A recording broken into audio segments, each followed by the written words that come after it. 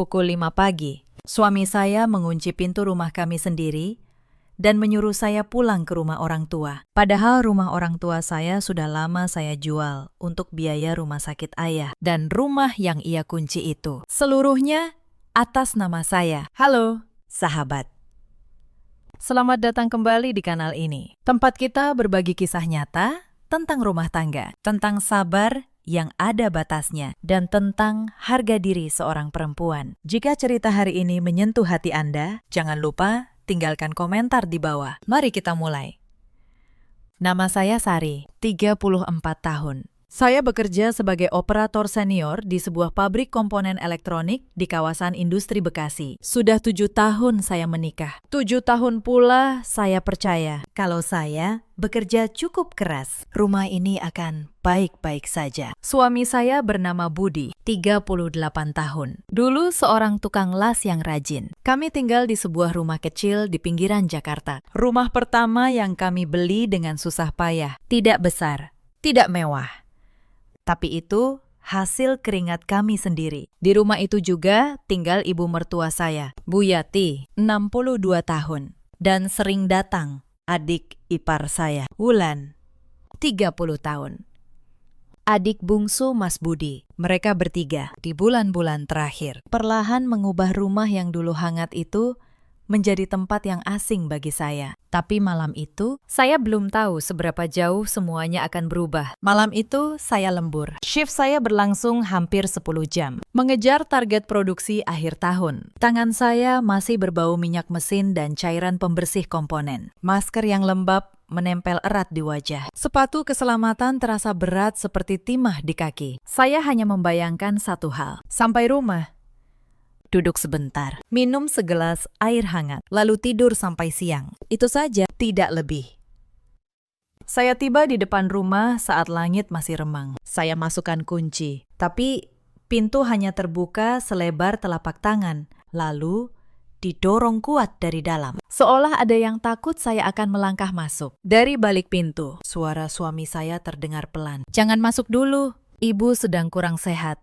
Kamu pulang ke rumah orang tuamu saja. 2 minggu. Saya berdiri diam di depan pintu rumah saya sendiri. Pria yang sudah hidup bersama saya selama 7 tahun, kini bicara dengan nada formal, seperti sedang mengusir anak kos yang menunggak sewa. Saya tidak langsung menjawab. Saya menatap celah pintu itu lama sekali. Lalu saya bertanya, suara saya datar, karena terlalu lelah untuk marah. "Mas Budi, ibu sakit apa?" Dia terdiam sebentar. "Pusing. Tekanan darah. Ibu butuh suasana tenang." Dan suasana tenang itu artinya saya harus tidur di luar. Tidak ada jawaban, hanya suara tetesan air dari atap ke ember plastik di halaman. Saya menghela napas. Kepala saya mulai berdenyut. Tapi saya belum mau membuat keributan pukul 5 pagi. "Baiklah," kata saya akhirnya. "Saya tunggu di teras sampai Mas siap bicara baik-baik." Saya duduk di kursi plastik di teras. Embun masih menempel di pagar. Dari dalam, saya bisa mendengar suara samar. Bukan suara orang sakit yang istirahat, tapi suara berbisik, cepat, tegang.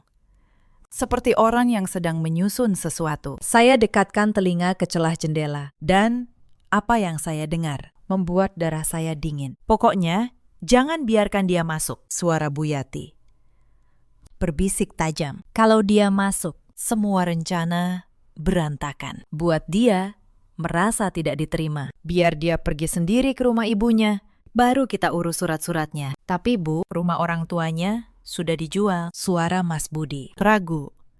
"Ya, pikir sendiri. Pokoknya jangan sampai dia di rumah ini pas notaris datang nanti siang. Wulan sudah atur semuanya. Sekali dia tanda tangan, rumah ini jadi milik kita." Saya menutup mata. Jadi begitu, lockout pagi ini bukan kebetulan. Bukan soal ibu yang sakit. Ini sudah direncanakan. Mereka ingin saya keluar dari rumah hari ini juga, supaya siang nanti notaris bisa datang dan mereka bisa menjalankan rencana pemalsuan surat itu. Mereka pikir mereka pintar. Mereka tidak tahu saya sudah selangkah di depan. Saya sudah memesan Pak Tono untuk menolak surat kuasa apapun. Saya sudah memegang semua bukti. Yang mereka lakukan pagi ini justru menjadi paku terakhir di peti rencana mereka sendiri. Saya pejamkan mata. 7 tahun. Saya coba mengingat. Kapan tepatnya semuanya mulai berubah? Dulu. Mas Budi adalah tukang las, pekerja keras. Tangannya kasar, tapi hatinya hangat. Kami menikah saat sama-sama tidak punya apa-apa. Kamar kontrakan kami begitu sempit kalau satu orang masak. Yang lain harus duduk di kasur. Saya masih ingat malam pertama kami pindah ke rumah ini. Rumah kecil di pinggiran Jakarta. 2 kamar, 1 dapur.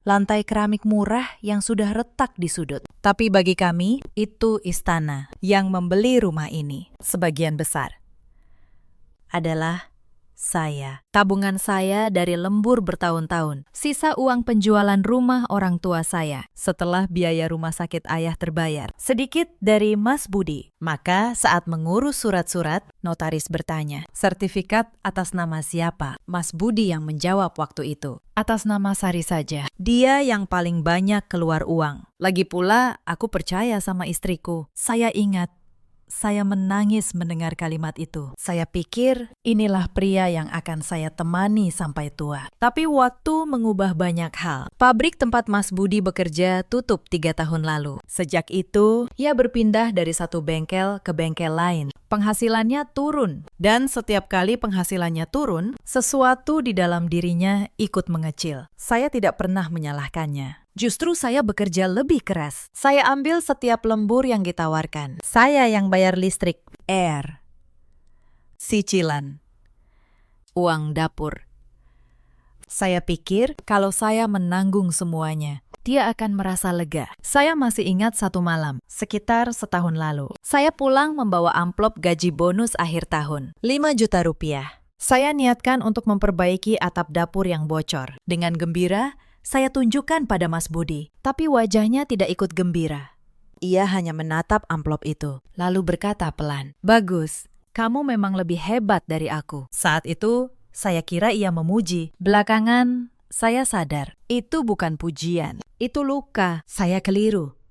Semakin saya menanggung, semakin ia merasa kecil di rumahnya sendiri. Tapi waktu itu, saya tidak mengerti. Saya pikir, perempuan yang baik adalah perempuan yang sanggup memikul lebih banyak. Saya tidak tahu bahwa terlalu banyak memikul juga bisa membuat orang di sebelah kita merasa tak berarti. Dan ke dalam celah itu, masuklah ibu mertua saya, Bu Yati, 62 tahun. Pindah ke rumah kami 8 bulan lalu. Katanya hanya numpang sementara, sampai rumahnya di kampung selesai direnovasi. Tapi 8 bulan berlalu dan kamar tamu sudah menjadi kamar beliau. Awalnya tidak ada masalah. Saya hormati beliau. Saya panggil beliau ibu. Saya sisihkan uang untuk obat dan kebutuhannya. Tapi pelan-pelan, suasana rumah berubah. Mula-mula soal dapur. Bu Yati tidak suka cara saya memasak. Suamiku tidak suka masakan asin begini, katanya. Padahal Mas Budi selalu menghabiskan masakan saya. Lalu beliau mulai mengatur isi kulkas, mengatur jam tidur kami, bahkan mengatur kapan saya boleh keluar rumah. Setiap kali saya pulang lelah, selalu ada komentar. Perempuan kok pulang malam terus? Suami di rumah tidak diurus. Atau anak orang lain sudah punya cucu. Kamu sibuk kerja terus. Kapan kasih ibu cucu? Saya diam saja. Saya pikir beliau orang tua. Saya harus sabar. Pernah suatu kali, saya pulang dan mendapati lemari pakaian saya sudah dibongkar. Baju kerja saya dipindahkan ke kardus di gudang. Lemari itu ibu pakai, kata Bu Yati santai. Kamu kan jarang di rumah. Saya menelan kekecewaan. Saya pindahkan baju saya ke kamar tanpa berkata apa-apa. Mas Budi melihat semua itu. Tapi ia tidak berkata sepatah kata pun. Ia memilih diam. Dan diamnya pelan-pelan terasa seperti pengkhianatan kecil yang menumpuk setiap hari. Lalu datang adik ipar saya, Wulan, 30 tahun. Adik Mas Budi. Sejak Bu Yati tinggal di sini, Wulan jadi sering datang. Bukan untuk menengok kakaknya, tapi untuk satu hal yang baru saya sadari kemudian. Suatu malam, beberapa minggu lalu, Saya pulang lebih cepat dari biasanya. Dari balik pintu dapur, saya dengar mereka bertiga bicara. Bu Yati, Wulan, dan Mas Budi. Rumah di Jakarta begini, kalau dijual pasti mahal, kata Wulan. Mas tega, punya aset segede ini cuma buat ditinggali. Wulan butuh modal usaha. Bu, butuh biaya berobat. Masa diem aja? Saya berhenti di balik pintu. Jantung saya berdebar. Tapi rumah ini atas nama Sari. Suara Mas Budi terdengar ragu. Ya makanya, sahut Bu Yati. Bujuk istrimu. Suami istri kan harta bersama. Kamu suami, kamu yang harus pegang kendali. Jangan mau diatur. Perempuan terus. Saya melangkah mundur perlahan. Saya tidak masuk. Malam itu, saya tidur dengan mata terbuka, menatap langit-langit kamar. Ternyata, mereka tidak sedang mengurus saya. Mereka sedang mengincar rumah saya. Beberapa hari setelah itu, ada kejadian kecil yang membuat saya semakin yakin. Wulan datang membawa seorang pria asing. Katanya teman, tapi pria itu berkeliling rumah, mengetuk dinding, melihat-lihat ke atap, mengukur ruang tamu dengan langkahnya. Saat saya tanya siapa, Wulan tergagap. Oh, dia. Cuma mau lihat-lihat. Dia tukang, mau bantu renovasi. Renovasi apa? Pikir saya. Tidak ada yang akan direnovasi. Belakangan saya tahu, pria itu makelar properti. Mereka sudah mulai menaksir harga rumah saya. Bahkan sebelum saya tahu apa-apa. Sejak malam itu, saya mulai memperhatikan. Dan semakin saya perhatikan, semakin banyak yang saya lihat. Saya lihat Mas Budi sering menerima telepon di kamar mandi. Suaranya ditekan. Saya lihat ada amplop coklat yang ia sembunyikan di laci. Saya lihat ia gelisah setiap akhir bulan. Seperti orang dikejar sesuatu. Saya juga mulai curiga pada satu hal. Setiap pagi, Mas Budi berpakaian seolah berangkat kerja. Tapi, suatu hari, saya lupa membawa kotak makan. Dan kembali ke rumah pukul 10 pagi. Mas Budi ada di rumah. Masih memakai kaos tidur. Duduk termenung di ruang tamu. Begitu melihat saya, ia kaget. Kenapa pulang? Aku cuti hari ini. Saya hanya mengangguk. Tapi dalam hati saya tahu ada yang tidak beres. Belakangan saya hitung. Sudah berapa kali ia bilang cuti dalam sebulan? Terlalu sering untuk seorang karyawan biasa. Suatu pagi saat ia mandi, ponselnya berbunyi di meja. Sebuah pesan masuk. Saya tidak berniat membacanya. Tapi nama pengirimnya membuat saya membeku. Pak Surya, pesannya singkat. Bunga bulan ini belum masuk. Jangan main-main. Budi. Saya menaruh kembali ponsel itu. Tangan saya dingin. Pak Surya, saya tahu nama itu. Rentenir di pasar dekat bengkel lama Mas Budi. Jadi, suami saya berhutang pada rentenir. Dan ia menyembunyikannya dari saya. Saya tidak bertanya. Belum, saya hanya mulai mengumpulkan. Diam-diam, saya foto setiap dokumen penting. Sertifikat rumah yang memang sudah ada di tangan saya. Bukti pembayaran cicilan. Semuanya dari rekening saya. Saya simpan rapi di sebuah map. Lalu saya kunci di loker pribadi saya di pabrik. Saya juga melakukan satu hal lagi. Saya pergi menemui notaris yang dulu mengurus jual beli rumah ini. Pak Tono namanya. Saya tanyakan.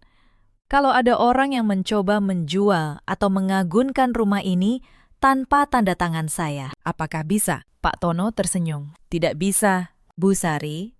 Sertifikat atas nama ibu, tanpa tanda tangan asli ibu di hadapan notaris. Transaksi apapun batal demi hukum. Bahkan suami ibu pun tidak bisa. Kalimat itu menjadi pegangan saya. Saya minta Pak Tono mencatat. Kalau suatu saat ada yang datang membawa surat kuasa atas nama saya, beliau harus menolak dan menghubungi saya langsung. Pak Tono mengangguk. Tenang, Bu.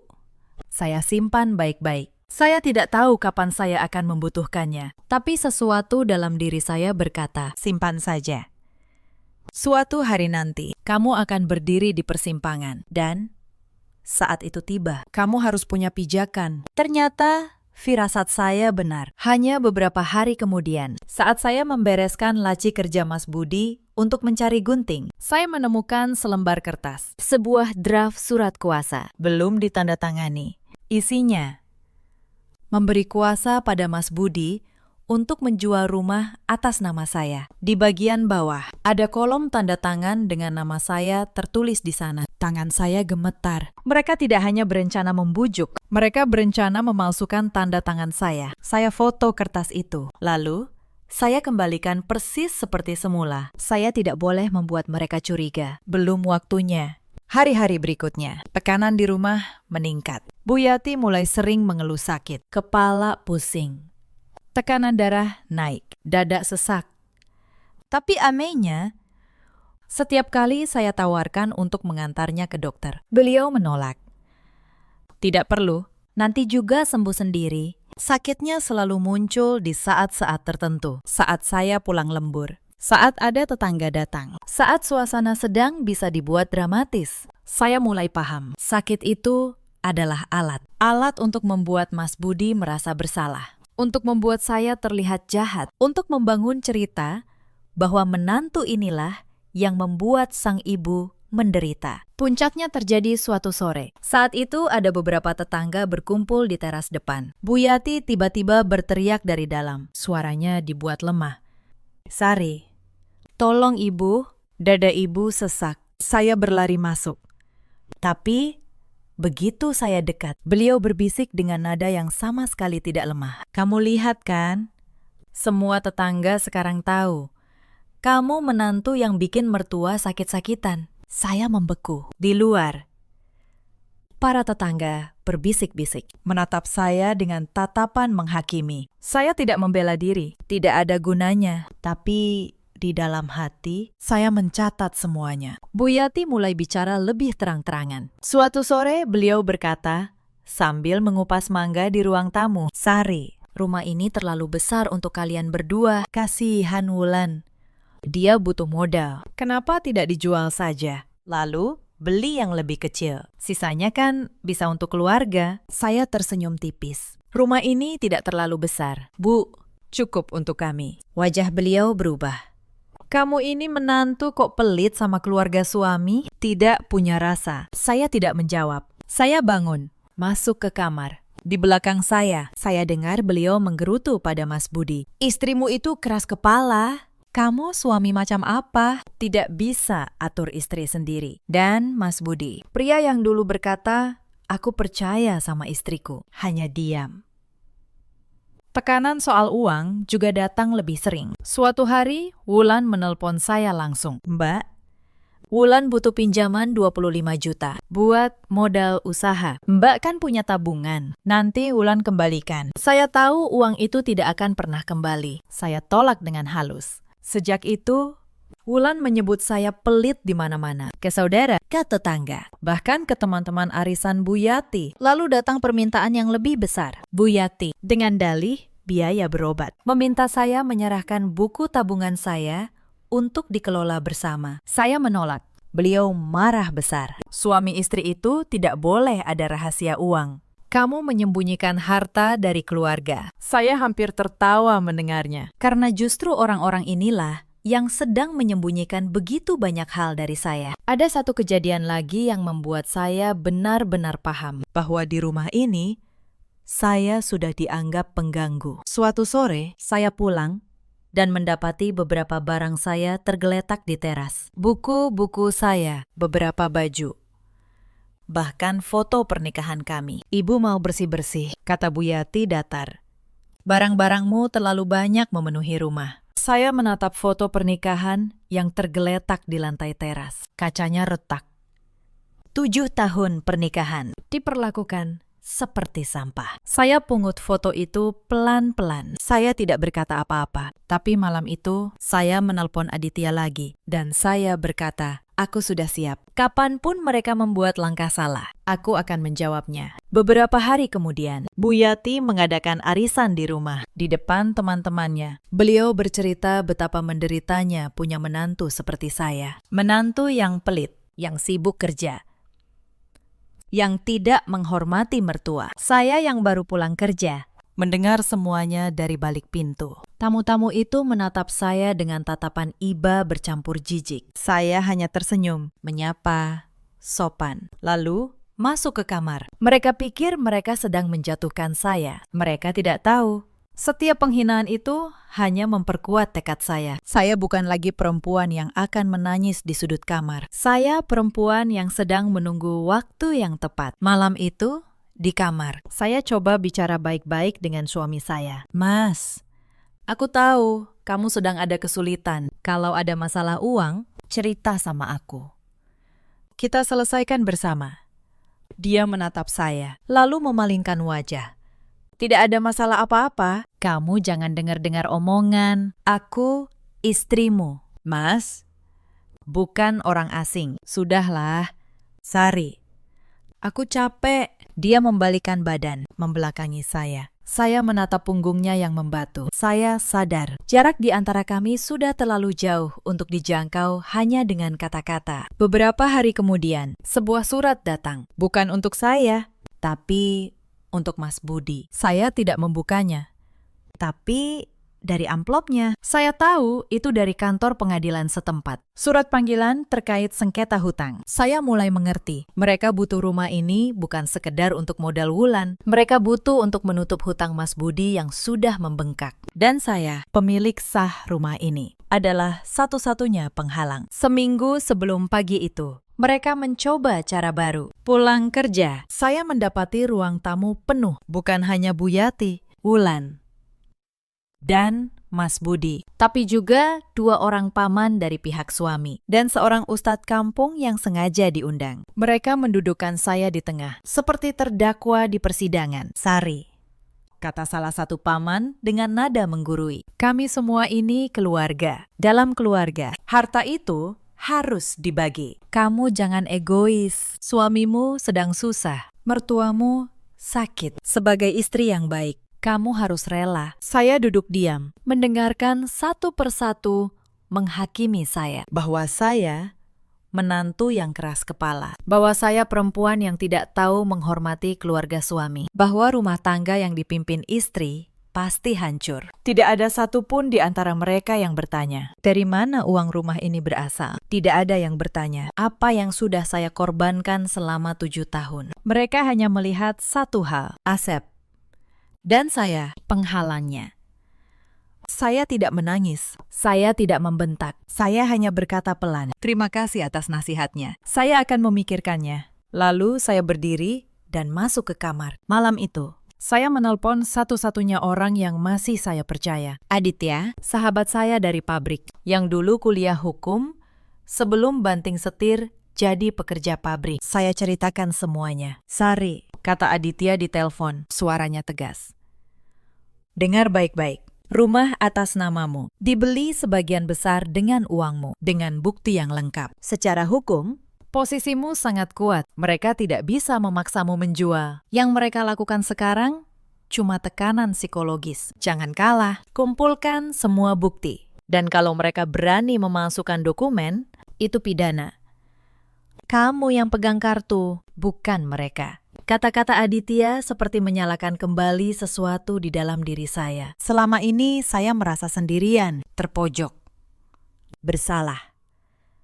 Padahal sebenarnya sayalah yang berdiri di atas tanah yang kokoh. Malam-malam berikutnya, saya tidur dengan satu mata terbuka. Saya pindahkan semua dokumen asli ke loker pabrik. Saya buat salinan digital. Saya simpan di tempat yang hanya saya yang tahu. Saya catat setiap percakapan mencurigakan, setiap permintaan uang, setiap ancaman halus. Bukan karena saya ingin perang, tapi karena saya tahu perempuan yang tidak punya bukti akan selalu kalah melawan keluarga yang kompak menjatuhkannya. Saya juga belajar satu hal penting. Selama ini saya selalu memilih diam demi menjaga keharmonisan. Tapi diam yang terlalu lama bukan kedamaian. Itu hanya menunda ledakan sambil membiarkan diri sendiri terus dilukai. Ada saatnya seorang perempuan harus berhenti meminta maaf atas keberadaannya di rumah yang ia bangun sendiri. Maka, saat strategi mereka berubah, saya sudah siap.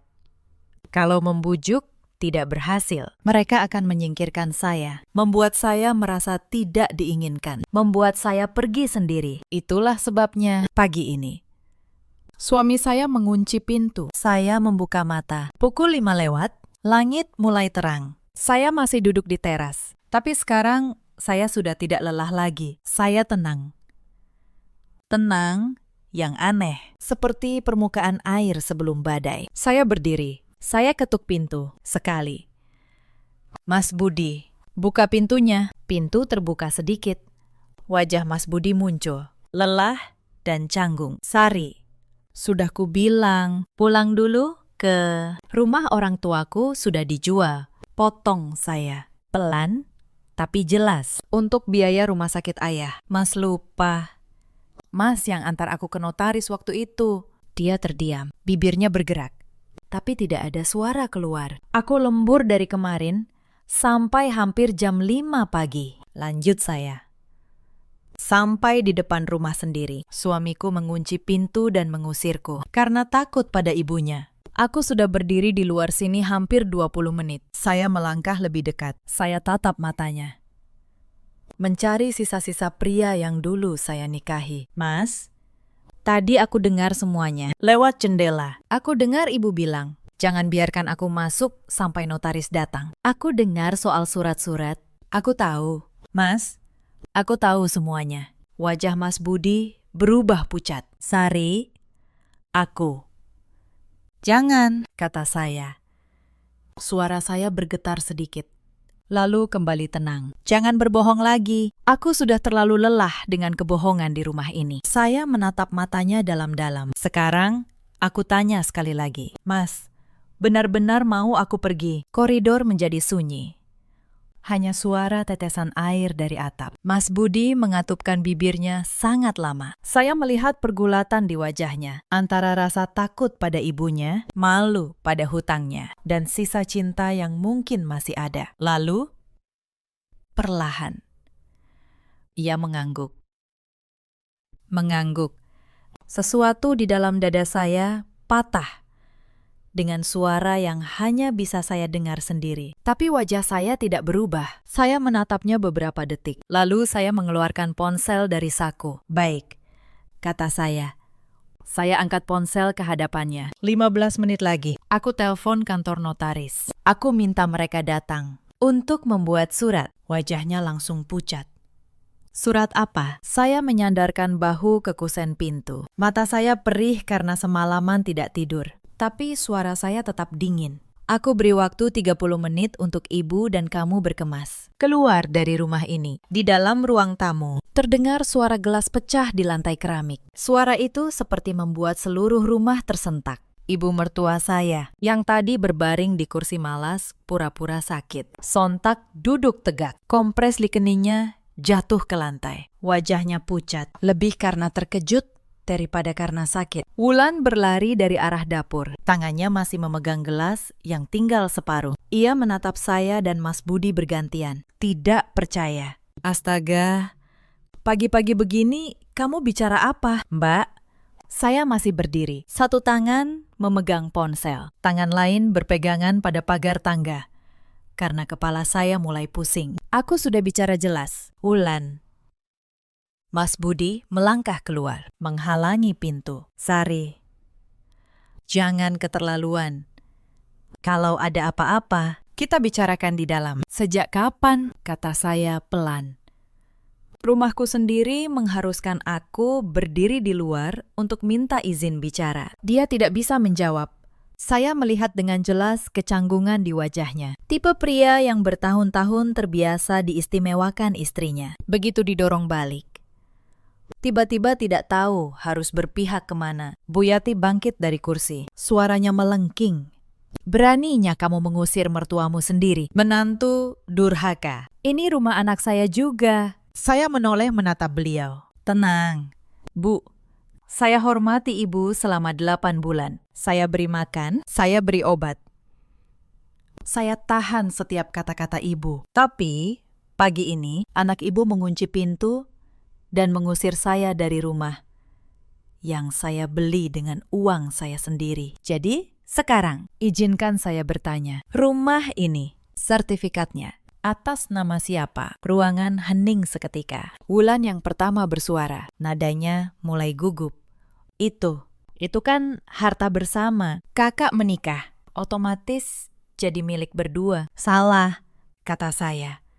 Saya keluarkan map dari dalam tas kerja yang sedari tadi saya gantung di bahu. Saya buka. Lembar pertama, fotokopi sertifikat atas nama Sari. Tanggal pembelian. Tertulis jelas. Jauh sebelum sebagian besar dana dari pihak lain masuk. Rumah ini dibeli sebagian besar dari uang saya.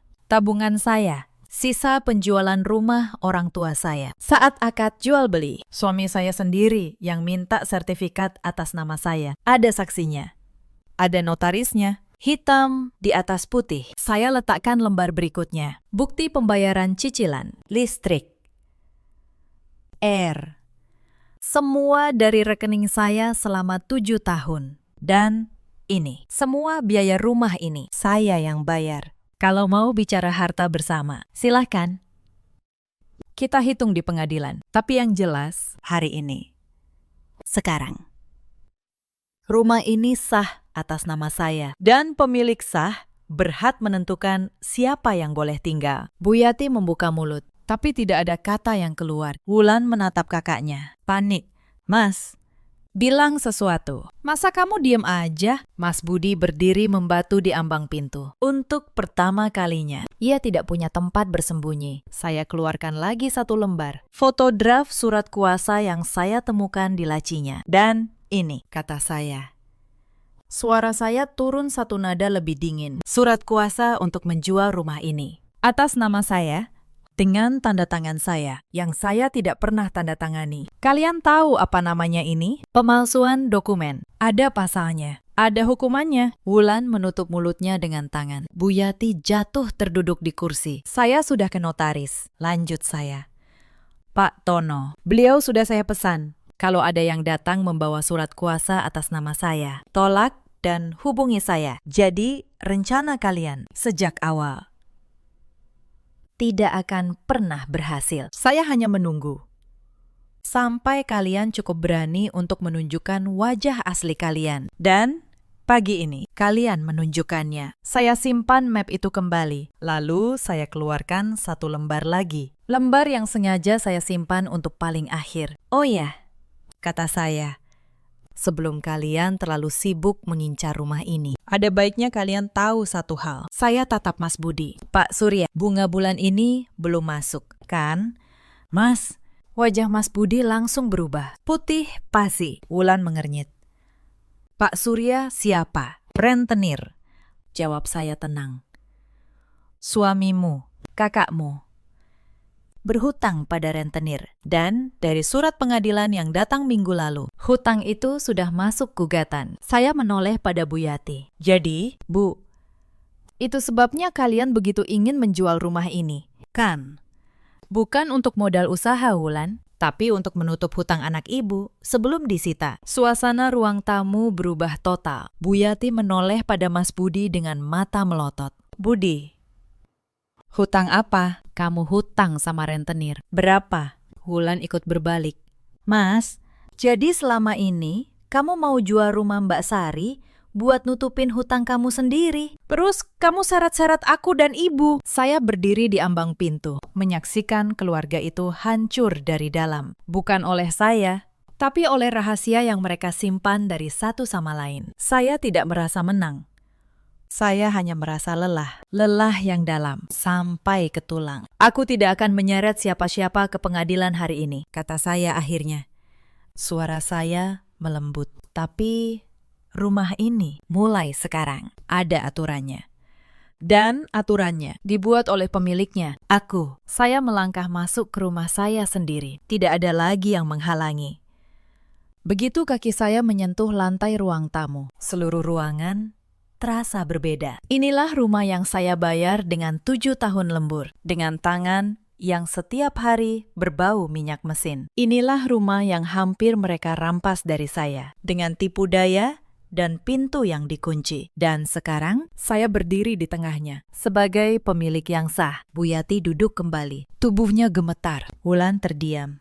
Semua amarahnya tadi menguap. Dan Mas Budi, ia menutup wajahnya dengan kedua tangan. Saya melewati mereka. Saya masuk ke kamar, membersihkan diri, mengganti pakaian kerja yang penuh bau minyak. Lalu saya keluar, membuat segelas teh hangat. Saya duduk di meja makan, sendiri.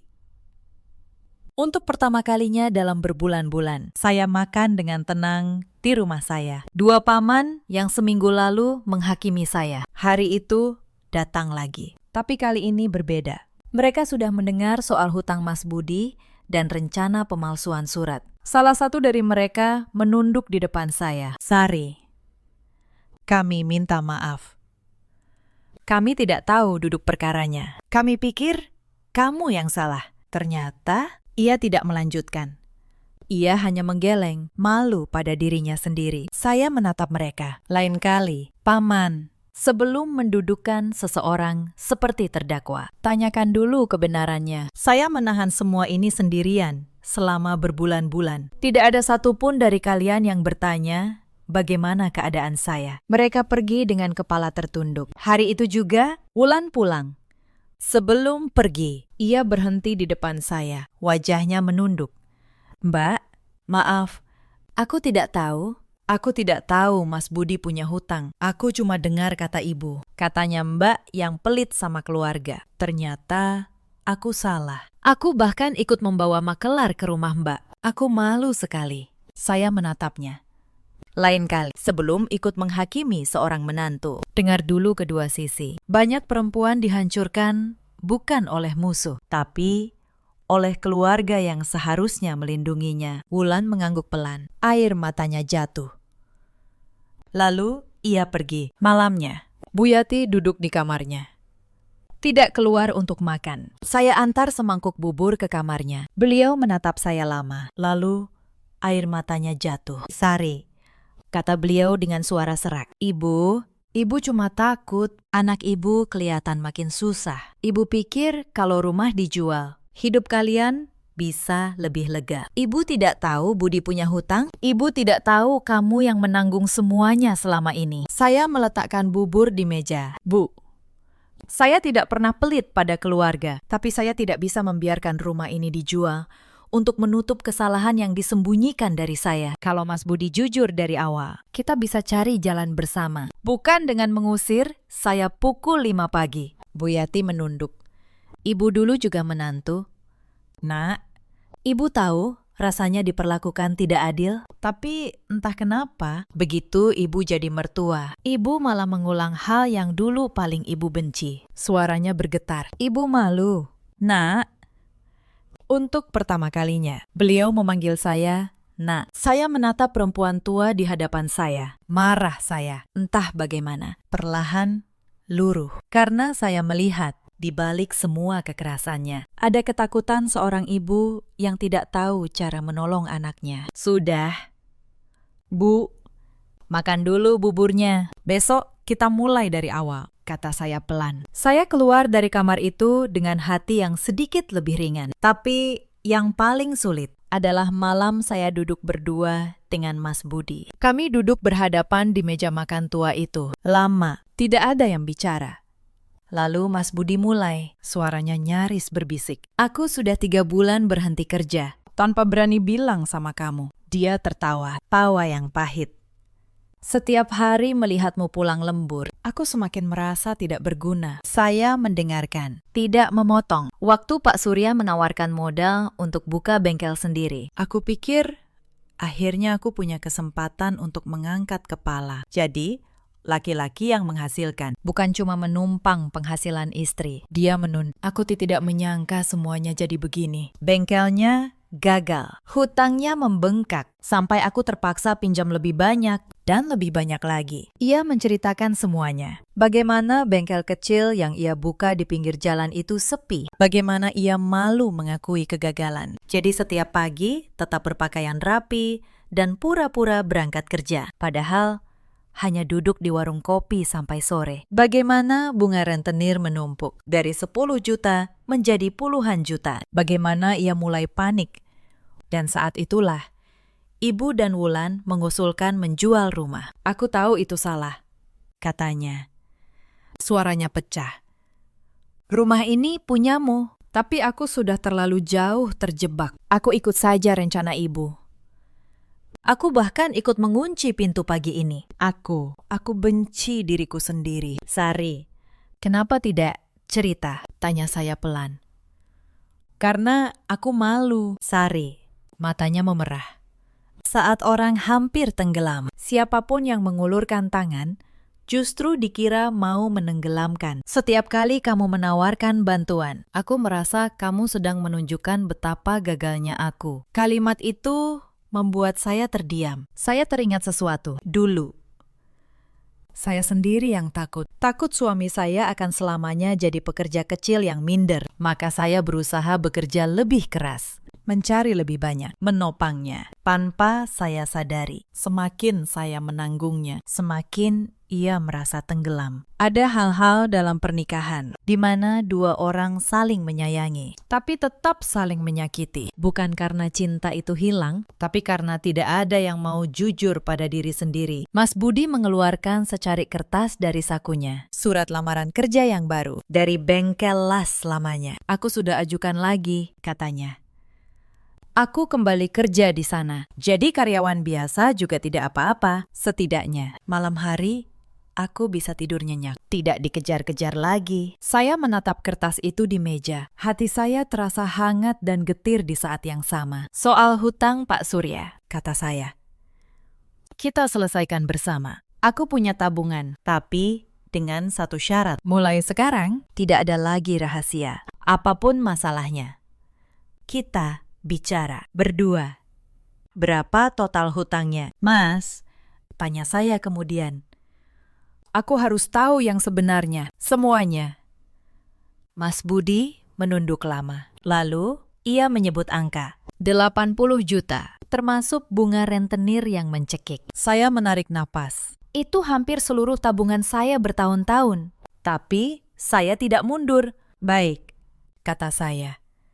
Besok kita temui Pak Surya bersama. Kita lunasi, tapi dengan perjanjian hitam di atas putih. Supaya tidak ada lagi bunga yang ditambah-tambah seenaknya. Dan setelah ini, kamu tidak pernah lagi berurusan dengan rentenir. Kalau ada masalah uang, kamu datang ke aku, bukan ke Pak Surya. Mas Budi mengangkat kepala, matanya basah. Kenapa kamu masih mau menolong aku setelah semua yang kulakukan pagi ini? Saya terdiam sejenak, karena aku tidak menikahimu untuk hartamu. Mas, aku menikahimu karena dulu kamu jujur. Pria yang berkata, atas Mama Sari saja, aku percaya istriku. Aku cuma ingin pria itu kembali. Mas Budi mengangkat kepala, menatap saya. Kamu masih mengizinkanku tinggal di sini. Saya menarik napas perlahan. Rumah ini atas namaku, tapi rumah tangga ini milik kita berdua. Asal kamu mau jujur. Dia tersenyum getir. Matanya memerah dengan cepat. Lalu, ia memalingkan wajah. Beberapa hari kemudian, suasana rumah perlahan berubah. Keesokan harinya setelah pertengkaran itu, saya dan Mas Budi menemui Pak Surya bersama. Saya bawa Aditya untuk menemani, supaya semua dibicarakan secara hukum. Kami buat perjanjian tertulis. Hutang pokok dilunasi, bunga liar dihentikan. Pak Surya yang biasanya garang, jadi jauh lebih sopan begitu melihat ada yang paham hukum di sisi kami. Lain kali, jangan pinjam dari saya lagi, Pak Budi, katanya saat kami pamit. Cari yang resmi. Di perjalanan pulang, Mas Budi diam lama. Lalu, ia berkata pelan, maaf, Sari, aku menghabiskan tabunganmu untuk menutup kebodohanku. Itu bukan untuk menutup kebodohanmu, jawab saya. Itu untuk membeli kembali ketenangan rumah kita. Sekarang, ayo kita mulai lagi dari nol. Tapi kali ini berdua. Mas Budi mulai bekerja lagi. Pagi-pagi ia sudah berangkat. Pulang sore dengan tangan yang kembali kasar oleh kerja. Tapi wajahnya lebih tenang. Kami mulai menabung lagi. Sedikit demi sedikit, dengan rencana yang jelas dan terbuka. Setiap akhir bulan, kami duduk berdua, menghitung pemasukan dan pengeluaran bersama. Tidak ada lagi amplop coklat yang disembunyikan di laci. Bu Yati masih tinggal bersama kami, tapi sesuatu telah berubah pada beliau. Beliau tidak lagi menggerutu soal saya pulang malam. Justru, ia kadang menyisihkan makanan untuk saya dan menunggu sampai saya pulang. Suatu malam, saat kami semua bertengkar lelah seharian soal cicilan, Bu Yati keluar dari dapur membawa semangkuk bubur. Beliau bergumam dengan suara sengal. Sudah ribut seharian. Sekarang makan dulu. Mau mati kelaparan semua kalian ini. Saya tersenyum tipis. Untuk pertama kalinya sejak pertengkaran pagi itu. Beliau meletakkan mangkuk di meja, lalu menoleh pada Mas Budi. Matanya menyipit. Dan kamu, kalau lain kali masih berani dengar omongan orang luar soal cepat kaya, soal hutang-hutang itu. Ibu pukul kamu pakai sapu, punya rumah tenang, malah cari gara-gara. Mas Budi tersenyum kecut. Iya, Bu, iya. Sambil menggerutu, Bu Yati menyendokkan bubur ke mangkuk untuk saya. Tangannya masih sedikit gemetar. Saya menatap semangkuk bubur panas di hadapan saya, dan tenggorokan saya tercekat. Baru beberapa malam lalu, saya masih berdiri di depan pintu rumah ini hampir pukul 5 pagi, mendengar suami saya menyuruh saya pergi. Sekarang, kami semua duduk mengelilingi meja tua ini, makan bubur dengan ikan asin, seperti tahun-tahun paling sulit dulu. Bedanya kali ini, tidak ada lagi yang menyembunyikan apapun. Saya menyuapkan bubur perlahan, hangatnya turun ke dada. Dan untuk pertama kalinya dalam waktu yang lama, dada saya tidak terasa sesak. Mas Budi makan dalam diam, sesekali mencuri pandang ke arah saya, seperti ingin memastikan saya masih ada di sana. Bu Yati menggerutu soal bubur yang kurang garam, tapi gerutuan itu sekarang terdengar seperti kasih sayang, bukan serangan. Setelah makan, Mas Budi diam-diam keluar ke teras, menyiram pot anggrek yang sudah hampir layu. Saya bersandar di pintu, memperhatikannya. Dia membungkuk cukup lama, dengan teliti memotong setiap daun yang kering. Dulu, saat baru pindah, dialah yang membawa pot anggrek itu pulang. Dia bilang, bunga yang sulit dirawat justru paling berharga. Beberapa bulan terakhir, tidak ada lagi yang memperhatikannya. Saya melangkah mendekat. Besok, jangan lupa berangkat lebih pagi. Dia mengangkat kepala. Kamu masih mengizinkanku tinggal di sini. Saya memandang pot anggrek yang baru disiram. Lalu, saya berkata pelan, lain kali, apapun masalahnya, bicara jujur. Miskin tidak apa-apa. Jangan berbohong lagi. Matanya memerah cepat. Dia memalingkan wajah, mengusap air di daun anggrek. Tapi saya tahu, itu bukan hanya air siraman. Dari pintu, Bu Yati bergumam, kalian berdua di luar terus. Nanti masuk angin. Saya tertawa kecil. Mas Budi ikut tersenyum. Senyum yang lelah, tapi terasa jauh lebih ringan. Di luar gang, terdengar suara penjual roti malam lewat. Angin akhir tahun membawa aroma masakan dari rumah tetangga. Saya memandangi rumah kecil di hadapan saya, masih dengan lantai keramik yang sama, kipas angin yang sama, meja makan yang sama. Semuanya masih sama, tapi terasa berbeda. Mungkin karena malam ini, kami akhirnya berhenti saling menyembunyikan kelelahan. Cerita ini mengajarkan kita banyak hal. Jangan pernah merasa rendah hanya karena kamu yang menanggung lebih banyak dalam rumah tangga. Dan jangan pernah membiarkan rasa malu berubah menjadi kebohongan yang menghancurkan orang yang mencintaimu. Di luar sana, ada banyak perempuan seperti saya dulu. Perempuan yang bekerja keras, menanggung segalanya, lalu diperlakukan seperti orang asing di rumah yang mereka bangun sendiri. Mereka diajari bahwa istri yang baik adalah istri yang selalu mengalah. Padahal mengalah yang tidak ada batasnya hanya akan mengajari orang lain untuk terus menginjak jika kamu salah satunya. Ingatlah, kesabaran itu mulia, tapi harga diri juga harus dijaga. Dan tidak ada salahnya seorang perempuan melindungi apa yang memang menjadi haknya. Di luar sana, ada juga banyak suami seperti Mas Budi. Lelaki baik yang tersesat karena rasa malu dan gengsi. Yang memilih diam daripada jujur. Sampai diam itu hampir menghancurkan rumah tangganya sendiri. Dan di luar sana, ada pula para ibu mertua seperti Bu Yati yang sebenarnya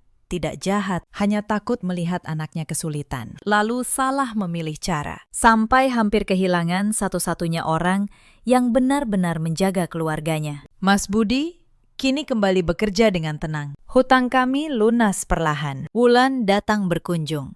Kali ini dengan hormat. Dan Bu Yati. Beliau memanggil saya nak sekarang, kadang di sore hari. Beliau dan saya duduk berdua mengupas sayur di dapur, bicara tentang hal-hal kecil. Luka itu tidak hilang sepenuhnya, tapi pelan-pelan ia berubah menjadi pengertian. Saya sendiri akhirnya bisa tidur nyenyak di rumah yang saya cintai. Tanpa takut suatu pagi, pintunya dikunci dari dalam. Saya tidak menyimpan dendam, bukan karena saya lupa, tapi karena dendam hanya akan membuat saya terus tinggal di pagi yang menyakitkan itu. Saya memilih untuk melangkah maju dengan satu pelajaran yang akan saya pegang seumur hidup, bahwa kasih sayang tanpa kejujuran adalah rumah yang dibangun di atas pasir. Cepat atau lambat, ia akan runtuh. Dalam hidup, kita selalu punya pilihan. Memilih untuk menyimpan rahasia, atau memilih untuk jujur. Memilih untuk menghakimi, atau memilih untuk mendengar. Dan setiap pilihan akan membawa kita ke meja makan yang berbeda. Bagaimana dengan kalian? Pernahkah kalian merasa menjadi orang asing di rumah sendiri? Ceritakan kisah kalian di kolom komentar. Terima kasih sudah menemani sampai akhir. Sampai jumpa di cerita berikutnya. Sehari sebelum pernikahan saya kembali ke rumah calon mertua hanya untuk mengambil syal yang tertinggal. Di balik pintu, saya mendengar mereka tertawa, menghitung apartemen saya, tabungan ibu saya. Seolah saya hanya secari kertas yang akan mereka tanda tangani. Mereka tidak tahu satu hal. Saya seorang notaris. Halo, sahabat. Selamat datang kembali di kanal ini, tempat kita berbagi kisah nyata tentang perempuan yang nyaris menyerahkan seluruh hidupnya, lalu memilih berhenti tepat waktu. Jika cerita malam ini menyentuh hati Anda, tekan suka dan berlangganan, agar Anda tidak ketinggalan kisah berikutnya. Malam itu Jakarta turun hujan tipis. Saya melaju pulang dari kawasan Kelapa Gading, dan baru setengah jalan, saya sadar syal itu tertinggal. Saya memutar balik. Saya tidak tahu, putaran setir itu akan mengubah seluruh hidup saya. Nama saya Anindya Kusuma, 32 tahun. Saya bekerja sebagai notaris di sebuah kantor di kawasan Kuningan, Jakarta Selatan. Sudah 6 tahun saya memegang protokol sendiri. Setiap hari saya membaca akta, sertifikat, perjanjian. Setiap hari saya menyaksikan bagaimana keluarga retak karena satu lembar surat. Saya kira saya sudah kebal. Saya salah. Ibu saya meninggal 2 tahun lalu. Beliau pemilik sebuah butik kecil di Tebet. Dirintis dari nol setelah ayah pergi. Sebelum tutup mata, ibu menggenggam tangan saya. Suaranya nyaris habis.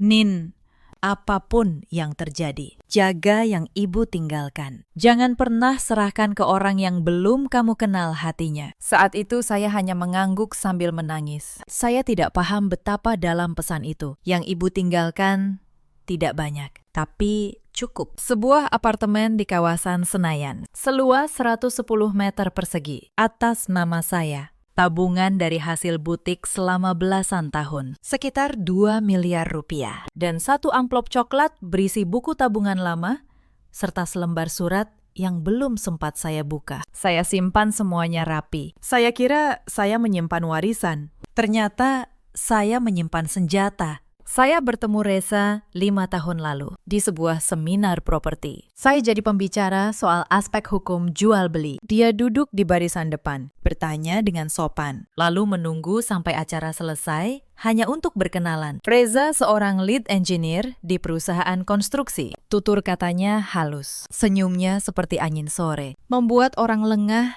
tanpa sempat waspada. 5 tahun kami berpacaran. Reza tidak pernah meminta apapun. Justru itu yang membuat saya percaya ketika ia melamar. Saya pikir saya beruntung. Saya, perempuan yang setiap hari berurusan dengan kecurangan orang lain, mengira diri saya aman. Ibunya, Bu Hartini, 58 tahun, menyambut saya seperti anak sendiri. Pertemuan pertama, beliau menggenggam tangan saya erat-erat. Suaranya manis seperti madu. Tante senang sekali punya calon menantu seperti Nindya. Pintar, mandiri, tidak banyak gaya. Perempuan zaman sekarang jarang yang begini. Saya terharu.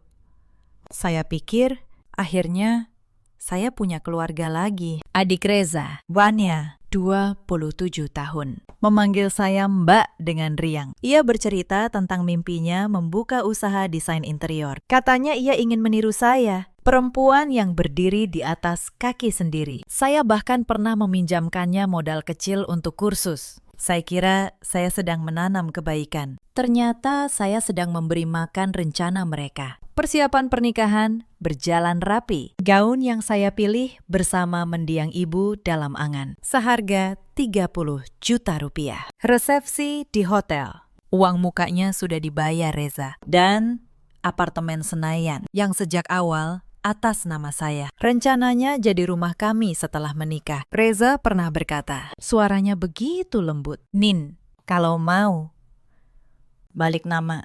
Jadi, nama kita berdua juga tidak apa-apa. Kan kita suami istri. Punyamu jadi punyaku. Punyaku jadi punyamu. Saya tersenyum.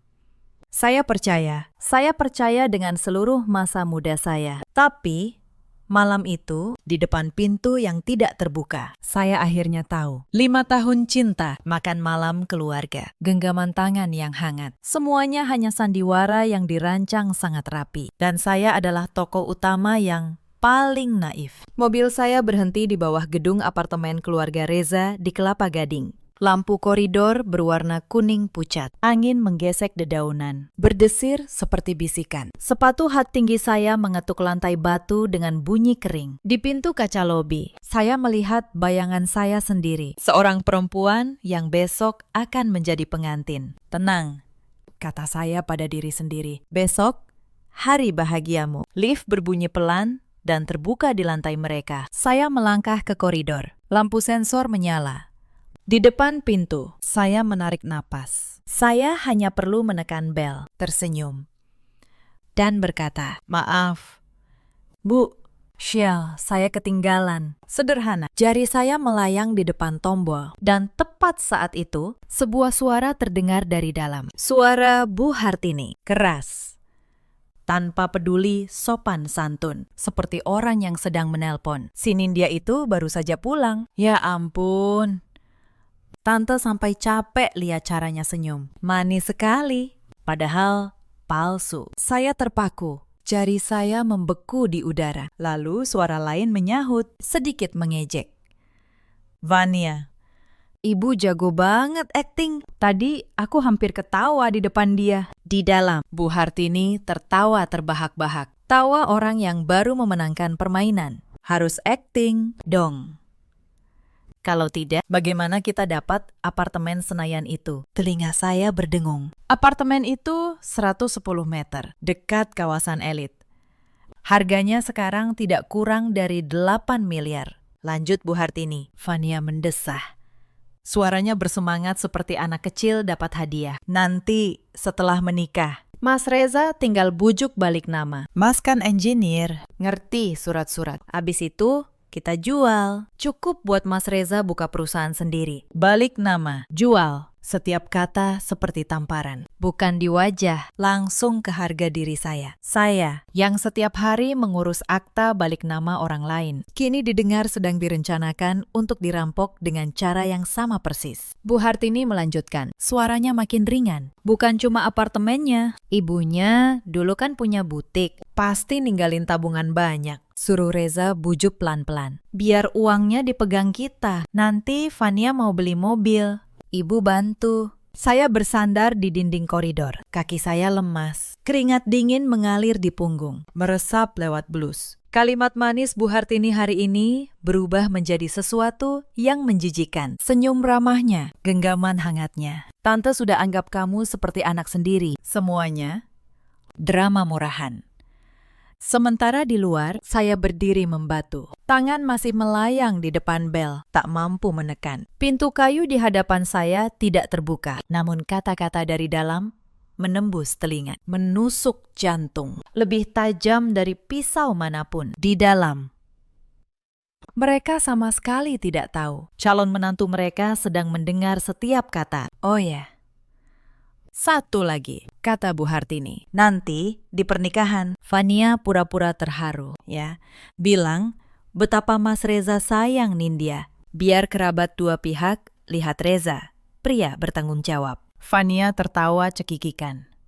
Tenang, Bu. Vania sudah siapkan. Nanti pas acara, aku tuang minum lebih banyak buat Mbak Nindya. Kalau sudah mabuk, gampang diatur. Saya bergidik. Bukan karena dingin, karena jijik. Saat itu juga, sesuatu di dalam diri saya hancur berkeping. Bukan cinta, tapi ilusi. Ilusi bahwa jika saya cukup tulus, cukup sabar, cukup mencintai, saya akan mendapat keluarga yang baik sebagai balasan. Saya memejamkan mata. Air mata tidak jatuh. Mungkin karena terlalu syok. Mungkin karena sakitnya sudah melewati batas untuk menangis. Di kepala saya bukan lagi pertanyaan mengapa, tapi satu pikiran yang sangat jernih. Saya harus menyelamatkan diri saya sendiri. Tangan saya gemetar, tapi pikiran saya luar biasa terang. Saya keluarkan ponsel. Jari saya meluncur, menyalakan perekam suara. Perlahan, saya membungkuk, mendekatkan ponsel ke celah bawah pintu. Di dalam, percakapan masih berlanjut, bahkan makin terang-terangan. Setelah Nindya menikah, urusan kita selesai, kata Bu Hartini. Anak itu baik, takut omongan orang. Kalau dia mau macam-macam, dia tidak akan berani. Vania menimpali. Iya, orang luar cuma lihat keluarga kita baik. Kalau dia yang minta cerai, semua orang bakal hujat dia. Menantu tidak tahu terima kasih. Saya mendengar setiap kata. Jantung saya seperti diremas. Tapi tangan saya tetap memegang ponsel. 3 menit terasa seperti 3 tahun. Ketika saya rasa cukup, saya hentikan rekaman. Saya masukkan ponsel ke tas. Saya berdiri tegak, tidak lagi gemetar. Pintu itu tidak akan pernah saya masuki sebagai seorang menantu. Saya berbalik. Sepatu hak saya mengetuk lantai lebih keras dari saat datang. Setiap langkah seperti menginjak kepingan masa lalu saya sendiri. Di lift, cermin memantulkan wajah saya yang pucat, bibir terkatup. Tatapan kosong namun dingin. Saya melihat diri saya, lalu tertawa hambar. Nindya, kamu memang bodoh. Tapi setidaknya kamu sadar tepat waktu. Mobil melaju menembus malam. Lampu jalanan Jakarta menjadi garis cahaya yang kabur. Saya tidak pulang ke arah rumah keluarga Reza lagi. Saya menuju apartemen sewaan saya yang lama di Bintaro. 30 meter persegi. 1 kamar. 1 ruang tamu yang menyatu dengan dapur. Kecil. Tapi malam itu, hanya di sanalah saya merasa aman. Saya membuka pintu. Udara dingin menyambut. Di gantungan baju, gaun pengantin putih tergantung diam. Bergoyang pelan ditiup angin jendela. Cahaya bulan membuat lapisannya memantulkan cahaya dingin. Seperti mimpi indah yang rapuh. Saya memandanginya lama, lalu berkata pelan, "Cantik sekali, ya." Sampai hampir mengubur hidup saya. Saya tidak tidur malam itu. Bukan karena menangis. Karena pikiran saya terlalu jernih. Jernih dengan cara yang menakutkan. Setiap senyum palsu keluarga Reza terus berputar di kepala seperti film lambat. Saya berbaring, tangan di atas dada, merasakan jantung yang masih berdetak teratur, masih hidup. Hanya saja, tidak ada lagi antusiasme menanti hari esok. Menjelang subuh, saya bangun. Saya nyalakan lampu meja, lalu menarik laci paling bawah meja kayu tua. Di dalamnya, dokumen yang tersusun rapi. Sertifikat apartemen Senayan atas nama saya, kontrak kerja, dan amplop coklat peninggalan ibu yang belum pernah saya buka. Tangan saya gemetar saat menyentuh amplop itu. Saya teringat suara ibu. "Min, jangan pernah serahkan ke orang yang belum kamu kenal hatinya." Dulu, saya menepisnya, bahkan tertawa. Ibu terlalu banyak pikir. Sekarang, saya hanya ingin kembali ke saat itu, memeluk ibu, dan minta maaf karena tidak percaya. Saya buka amplop itu. Di dalamnya, buku tabungan lama dan selembar surat tulisan tangan ibu. Isinya pendek, untuk Nindya. Butik ini ibu rintis dengan keringat. Apartemen ini ibu beli dengan air mata. Semua sudah ibu balik nama ke kamu. Lengkap dengan akta hibahnya. Supaya tidak ada yang bisa mengganggu gugat. Notarisnya Om Bram, sahabat lama ibu. Kalau ada apa-apa, temui beliau. Saya terdiam. Ibu sudah menyiapkan benteng untuk saya. Bahkan sebelum saya tahu, saya akan diserang. Saya pasang earphone. Saya putar lagi rekaman 3 menit itu. Suara Bu Hartini menggema di kamar yang sunyi. Si Nindya itu. Tante sampai capek lihat caranya senyum. Saya tidak mempercepat, tidak mematikan. Saya paksa diri mendengar sampai habis. Sebagai cara memutus total jalan untuk kembali. Setelah selesai, saya letakkan ponsel. Tidak ada lagi keraguan. Ini bukan kesalahpahaman, ini konspirasi. Pagi datang. Saya tidak memakai gaun pengantin. Saya pakai kemeja putih, celana hitam, rambut diikat rapi. Pakaian seseorang yang akan menyelesaikan urusan terpenting dalam hidupnya. Saya seduh kopi hitam. Pahitnya menyebar, tapi terasa nyaman di kepala saya. Langkah-langkah mulai tersusun. Sebagai notaris, saya tahu persis apa yang harus saya lindungi dan dengan cara apa. Ponsel bergetar. Pesan dari Vania. Mbak Nindya, besok jangan lupa tidur cepat ya. Jadi pengantin harus paling cantik. Saya membacanya dan tertawa. Tawa yang sungguhan. Tenang saja, batin saya. Besok aku akan sangat sadar. Tapi saya tidak membatalkan apapun pagi itu. Saya seorang notaris. Saya tahu satu hal yang orang awam tidak tahu. Membatalkan pernikahan hanya menyelamatkan saya dari satu malam. Mengumpulkan bukti, menyelamatkan saya seumur hidup. Mereka belum tahu, saya sudah dengar. Selama mereka belum tahu, saya masih punya waktu untuk membaca seluruh gerakan mereka. Hari itu, Reza menelpon. Suaranya selembut biasa. Nin, kamu sudah sampai rumah. Kok nggak kabar? Aku khawatir. Saya bersandar ke dinding. Suara saya tenang. Sampai saya sendiri terkejut. Sudah sampai. Hari ini capek tidak? Ketemu ibu. Saya hampir tertawa. Iya, jawab saya singkat. Ibu suka sekali sama kamu. Nin, beliau muji kamu terus. Saya memandang langit-langit. Reza, boleh aku tanya sesuatu? Kamu cinta aku? Tidak. Di seberang sana, hening sejenak. Lalu tawa canggung. Ya, cinta lah. Kalau tidak, kenapa aku mau nikah? Saya menutup telepon. Jantung saya tidak sakit, hanya dingin. Keesokan paginya, 2 hari sebelum tanggal resepsi, Reza datang menjemput saya untuk mengurus administrasi terakhir. Begitu katanya, di dalam mobil, ia menyodorkan map. Nin, ini cuma formalitas. Biar setelah nikah, gampang. Apartemen Senayan kita balik nama. Jadi nama berdua sekarang. Notaris kenalan ibu sudah siapkan aktanya. Kamu tinggal tanda tangan. Saya buka map itu. Tangan saya tenang. Mata saya, mata seorang notaris, langsung membaca setiap baris. Itu bukan akta jual beli, bukan pula balik nama bersama. Itu akta hibah. Saya sebagai pemberi menghibahkan seluruh apartemen kepada Reza sebagai penerima, tanpa imbalan. Setelah ditandatangani dan didaftarkan, apartemen itu 100% menjadi milik Reza. Dan ada satu lagi di bawahnya, surat kuasa, memberi Reza wewenang mengakses dan mengelola rekening warisan ibu saya. Saya menahan napas, bukan karena takut, karena saya nyaris tertawa. Mereka menyodorkan jebakan hukum yang paling tua di dunia kepada orang yang menyusun jebakan semacam ini untuk klien setiap hari. Tapi saya tidak menunjukkan apapun, saya tersenyum. Wah, lengkap sekali. Tapi notaris yang ini aku tidak kenal. Reza, boleh aku bawa pulang dulu? Aku baca teliti. Kamu tahu aku. Kerjaanku memang baca akta. Reza ragu sejenak, lalu mengangguk. Ya sudah. Tapi jangan lama-lama, ya.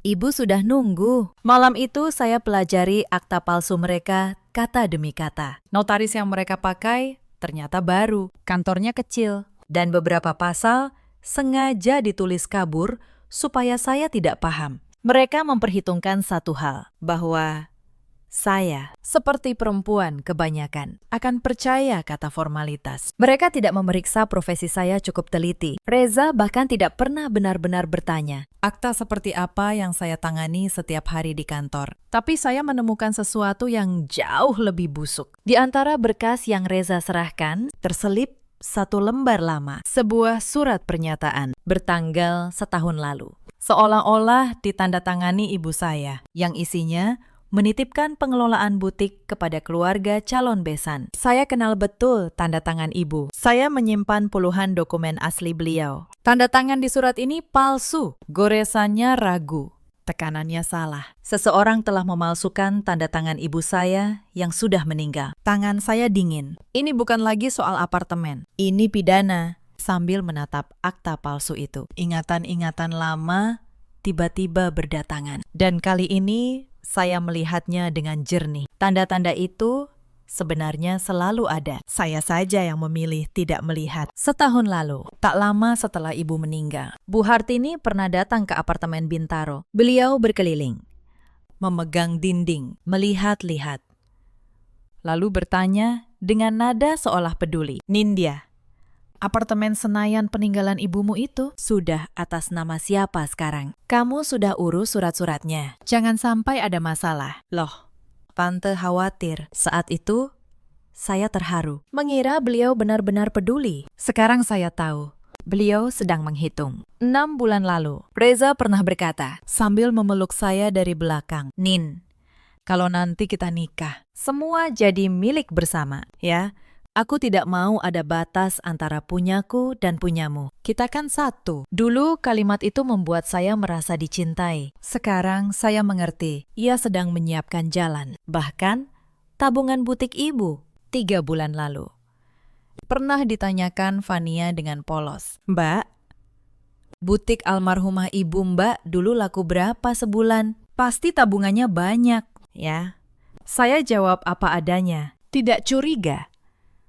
Saya beritahu mereka peta harta saya dengan tangan saya sendiri. Saya menutup mata. Betapa banyak tanda yang saya abaikan karena saya terlalu ingin punya keluarga lagi. Itulah luka yang paling perih. Bukan karena mereka jahat, tapi karena saya yang setiap hari membaca tipu daya orang lain di atas kertas. Begitu mudah ditipu ketika hati saya yang dipertaruhkan. Seorang notaris yang waspada terhadap akta klien, tapi lengah terhadap hidupnya sendiri. Tapi penyesalan tidak mengembalikan apapun. Yang bisa saya lakukan sekarang hanya satu, berhenti menjadi korban dan mulai menjadi orang yang membaca setiap pasal dengan mata dingin, termasuk pasal-pasal hidup saya sendiri. Saya tidak tidur lagi, tapi kali ini bukan karena hancur, karena marah yang jernih. Esoknya, pukul 8 pagi, saya menelpon satu orang, Om Bram, notaris senior, sahabat lama ibu.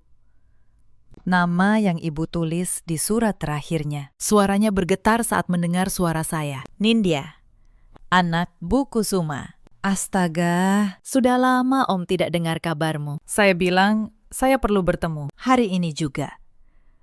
Soal warisan ibu. Beliau langsung menyuruh saya datang. Di kantor Om Bram, saya bentangkan semuanya. Sertifikat asli atas nama saya. Akta hibah asli dari ibu yang Om Bram sendiri dulu yang buat. Akta hibah palsu yang Reza sodorkan. Surat pernyataan dengan tanda tangan ibu yang dipalsukan. Dan rekaman 3 menit itu, Om Bram mendengarkan rekaman sampai habis. Lalu melepas kacamatanya pelan. "Nindya," katanya, "kamu tahu artinya semua ini secara hukum?" "Tahu." Jawab saya. "Saya notaris. Saya tahu persis." Om Bram menjelaskan, meski saya sudah tahu, untuk menegaskan langkah. Apartemen dan tabungan itu harta bawaan saya, warisan dari ibu. Secara hukum, harta bawaan tetap milik saya, bahkan setelah menikah, selama tidak ada percampuran. Akta hibah yang mereka sodorkan tidak sah jika saya tidak menandatanganinya dengan kehendak bebas. Dan tanda tangan ibu yang dipalsukan. Itu pemalsuan dokumen. Ada ancaman pidananya. Mereka kira menjebak perempuan lugu, kata Om Bram. Mereka tidak tahu sedang berhadapan dengan 2 notaris sekaligus. Saya pulang dengan 1 map baru. Bukan akta hibah, tapi rencana. Langkah pertama, amankan semua dokumen asli di tempat yang tidak mereka jangkau. Langkah kedua, ganti kunci apartemen Bintaro dan blokir sementara akses rekening yang mungkin sudah mereka intip. Langkah ketiga, biarkan mereka mengira saya masih akan datang ke pelaminan. Sebab di pelaminan itulah semua kerabat dua keluarga akan berkumpul. Dan di sanalah kebenaran paling pantas dibacakan. Sore itu, Bu Hartini menelpon. Suaranya kembali manis seperti madu. Nindya, sayang, akta yang Reza kasih sudah kamu tanda tangan. Besok kan acara, biar ibu tenang.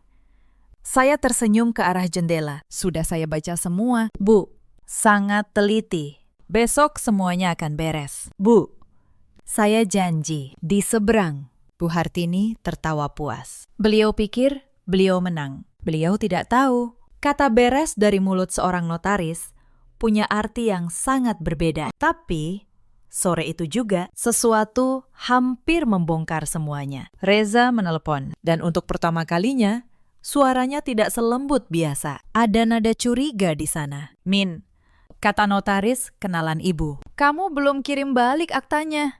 Kamu kenapa? Sih, biasanya kamu cepat soal surat-surat begini. Jantung saya berdebar. Kalau ia tahu, saya sengaja menunda. Seluruh rencana saya bisa runtuh sebelum hari resepsi. Saya menarik napas, lalu menjawab dengan suara seringan mungkin. Reza, aku notaris. Justru karena aku ngerti, aku mau baca teliti dulu. Aku tidak mau pernikahan kita dimulai dengan akta yang salah ketik. Malu, kan? Kalau notaris sendiri yang tanda tangan dokumen cacat. Saya tertawa kecil, sengaja. Di seberang, Reza terdiam sejenak. Lalu tawanya kembali. Lega. Ya, benar juga. Kamu memang teliti. Ya sudah. Besok pagi kita beresin bareng, ya. Saya menutup telepon. Dan tangan saya basah oleh keringat. Nyaris.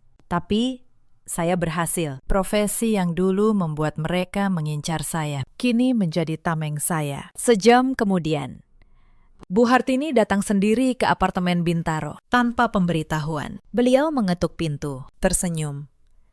Membawa rantang berisi opor. Tante bawakan makanan. Sayang, besok kamu pasti sibuk. Tapi matanya tidak pada saya. Matanya menyapu seluruh ruangan, mencari sesuatu. Saya tahu beliau sedang mencari dokumen, atau tanda bahwa saya curiga. Saya biarkan beliau masuk. Saya layani dengan ramah. Saya pastikan tidak ada satupun berkas terlihat. Semua bukti sudah aman bersama Om Bram dan di brankas kantor. Yang ada di apartemen hanya gaun pengantin dan secangkir kopi. Bu Hartini duduk, mengamati saya lama. Nindya, kamu yakin tidak ada yang mengganjal di hati? Tante perhatikan. Kamu agak beda beberapa hari ini. Saya menatap beliau lurus, lalu tersenyum semanis yang saya bisa. Meniru senyum yang dulu beliau pakai pada saya. Tidak ada apa-apa, Bu. Cuma deg-degan mau jadi pengantin. Ibu tahu sendiri, perempuan menjelang nikah memang begini. Bu Hartini tertawa. Akhirnya tenang. Tante kira apa? Ya sudah. Istirahat yang cukup, ya.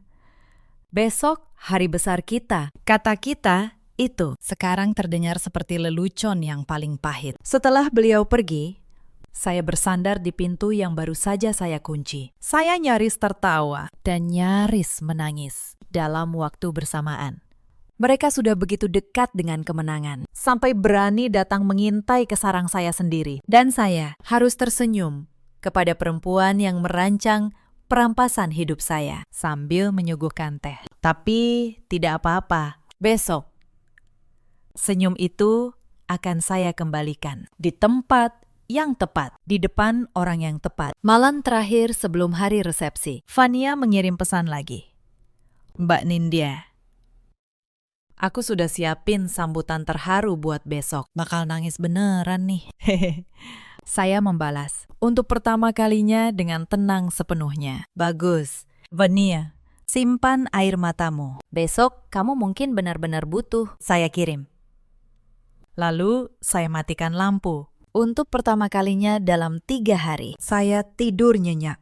Tetapi mereka tidak berhenti. Sehari sebelum resepsi, Reza mengajak saya makan malam di rumah keluarganya. Katanya, makan terakhir sebagai keluarga sebelum resmi jadi satu. Saya tahu, itu jebakan emosi. Tapi Saya datang, bukan karena percaya, karena saya ingin melihat sampai sejauh mana mereka berani bersandiwara. Dan saya ingin merekam lebih banyak. Di meja makan, Bu Hartini memasak rendang. Beliau menaruh potongan terbaik di piring saya, sambil tersenyum. Makan yang banyak. Sayang, besok kamu jadi pengantin tercantik. Fania menyenggol lengan saya manja. Mbak, nanti kalau apartemen sudah balik nama, aku boleh ikut desain interiornya, ya. Aku sudah punya banyak ide buat ruang tamunya. Saya nyaris tersedak. Mereka bahkan sudah membagi-bagi rumah saya di kepala mereka, sambil menyuapi saya rendang. Saya tersenyum dan menjawab manis. Tentu, Vania. Ide-idemu pasti menarik. Di bawah meja, jari saya menekan tombol rekam sekali lagi. Reza. Sepanjang malam, memainkan perannya dengan sempurna. Ia menggenggam tangan saya, menatap saya seolah saya satu-satunya perempuan di dunia. Nin, aku beruntung sekali dapat kamu, bisiknya. Dulu. Kalimat itu akan membuat hati saya hangat. Malam itu, kalimat itu hanya membuat saya merinding. Saya tatap matanya, mencari jejak cinta yang dulu saya kira ada di sana. Tidak ada, hanya perhitungan, dibungkus kelembutan. 5 tahun saya menatap mata itu dan tidak pernah benar-benar melihatnya. Malam itu, saya melihat. Sebelum pulang, Bu Hartini menahan saya di pintu. Suaranya merendah, mendesak. Nindya, aktanya, jangan lupa, kamu tanda tangani malam ini, ya. Besok pagi, mau ibu antar sendiri ke notaris kenalan ibu, biar cepat. Sebelum acara, semua harus beres. Beliau menggenggam tangan saya erat, terlalu erat. Di balik senyumnya, saya bisa merasakan ketamakan yang nyaris tak sabar lagi. Saya mengangguk pelan. Beres. Bu, besok semua pasti beres. Kata yang sama, arti yang berbeda. Malam itu, di apartemen Bintaro, saya tidak menandatangani apapun. Sebaliknya, saya susun ulang seluruh bukti. Rekaman pertama di koridor, rekaman kedua di meja makan. Sertifikat asli, akta hibah asli ibu, akta hibah palsu mereka, surat dengan tanda tangan palsu. Saya buat 3 salinan dari semuanya. Saya titipkan 1 set kepada Om Bram. 1 set saya simpan di brankas kantor. 1 set saya bawa sebagai notaris. Saya tahu satu prinsip yang tidak pernah salah. Bukti yang hanya ada di satu tempat, sama saja dengan tidak ada. Mereka punya rencana licik. Tapi saya punya sesuatu yang tidak mereka punya. Saya punya bukti, dan saya tahu hukum. Tetapi pagi hari resepsi, ada satu hal yang belum saya hitung. Pukul 6, ponsel saya berbunyi. Bukan Reza, bukan Fania, tapi nomor tak dikenal. Saya angkat. Suara perempuan tua, gemetar. Apakah ini Nak Nindya? Saya, Bu Asih. Dulu pernah kerja di rumah keluarga Hartini. Saya mengernyit. Iya. Bu, ada apa? Bu Asih bercerita cepat. Takut ada yang dengar. Ia pembantu lama keluarga Reza. Baru saja diberhentikan karena dianggap terlalu banyak tahu. Nak, saya tidak tega. Saya dengar mereka mau menjebak Nak Nindya. Apartemen, tabungan ibu Nak. Saya pernah lihat mereka menyuruh orang meniru tanda tangan. Saya cuma pembantu, tapi saya tidak bisa diam. Suaranya pecah.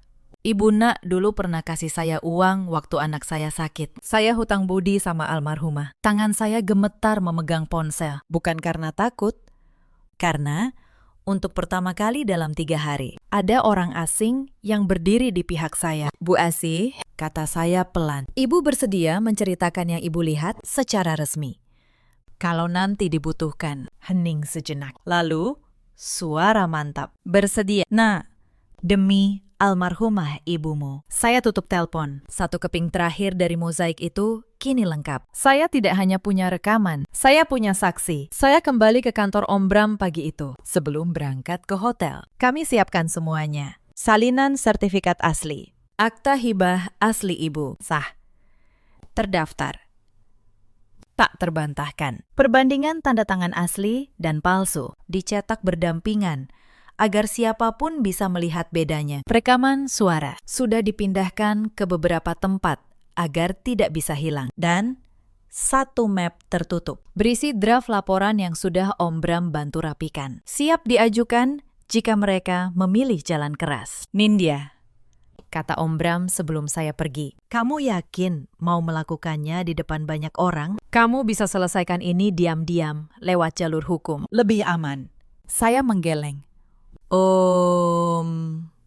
Mereka merancang sandiwara di depan banyak orang. Mereka berniat membuat saya yang terlihat jahat kalau saya mundur. Maka biar banyak orang juga yang melihat siapa mereka sebenarnya. Saya tidak akan teriak. Saya tidak akan menangis. Saya cuma akan membaca dokumen seperti yang saya lakukan setiap hari. Dari kantor Om Bram. Pagi itu saya sempat mampir sebentar ke kantor saya sendiri. Mbak Yuli, asisten saya, terkejut melihat saya datang. Bu Anindya, bukannya hari ini acara ibu, kok ke kantor? Saya tersenyum tipis. Ada satu akta yang harus saya pastikan dulu. Yuli, akta paling penting dalam hidup saya. Yuli tidak paham, tapi ia membantu saya membuka arsip, mencetak salinan sertifikat, dan menyiapkan perbandingan dokumen. Tangannya cekatan, seperti biasa. Saat saya membandingkan tanda tangan ibu yang asli dengan yang palsu di layar, Yuli yang berdiri di samping saya ikut menahan napas. Bu, ini tanda tangannya beda. Yang ini dipalsukan, ya. Saya mengangguk. Iya, Yuli. Dan yang membuatnya, orang yang besok seharusnya jadi keluarga saya. Yuli terdiam, lalu menggenggam tangan saya. Bu, hati-hati. Tapi saya percaya ibu. Ibu paling teliti soal dokumen. Tidak akan ada yang bisa membohongi ibu. Kalimat sederhana itu dari seorang asisten muda menguatkan saya lebih dari yang ia tahu. Saya juga sempat meminta Yuli menjadi saksi pencatatan bahwa pada tanggal ini saya membawa keluar salinan sertifikat asli saya dalam keadaan utuh. Sebuah kebiasaan kecil para notaris. Catat semua. Beri tanggal semua. Sebab dalam perkara hukum, urutan waktu adalah segalanya. Mereka mengira mereka melawan seorang pengantin yang sedang berbahagia, padahal mereka melawan seseorang yang seluruh hidupnya dibangun di atas ketelitian terhadap kertas dan tanggal. Lampu kristal, karangan bunga, meja-meja bundar berbalut kain emas. Kerabat dari dua keluarga sudah berdatangan. Saya tiba bukan dengan gaun pengantin, melainkan dengan gaun sederhana berwarna gelap dan sebuah map di tangan. Beberapa tamu memandang heran. Bu Hartini menyambut saya tergesa, berbisik tajam. Nindya, kenapa belum ganti? Acara sebentar lagi mulai. Mana aktanya? Saya tersenyum. Aktanya saya bawa. Bu, tenang. Semua akan saya bereskan di depan, biar semua keluarga jadi saksi. Bukankah itu lebih terhormat? Mata Bu Hartini berkilat senang. Beliau pikir saya akan menyerahkan apartemen di depan umum, agar tidak bisa ditarik kembali. Beliau mengangguk cepat, lalu menggandeng saya ke depan, ke panggung kecil tempat sambutan. Reza sudah berdiri di sana, tampan dengan jas. Senyumnya selembut biasa.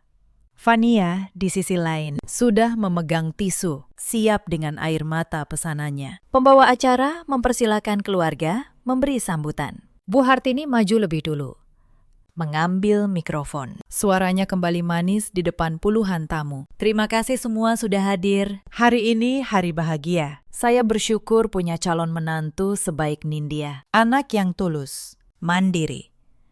Sudah saya anggap darah daging sendiri. Tamu bertepuk tangan. Fania mulai menyeka mata. Tepat seperti naskah. Reza menunduk, pura-pura terharu. Lalu Bu Hartini menyerahkan mikrofon kepada saya sambil berbisik di dekat telinga. Sekarang serahkan aktanya. Nindya, bilang ke semua orang, kamu memberikannya dengan ikhlas. Senyumnya lebar. Itu senyum terakhir beliau yang lebar malam itu. Saya menerima mikrofon. Saya tidak gemetar. Suara saya tenang, jelas.